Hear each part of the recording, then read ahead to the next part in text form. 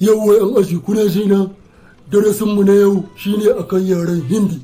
Wane ne zai gaya mun menene kartahu? Malam, tana nufin kamar ka karkace?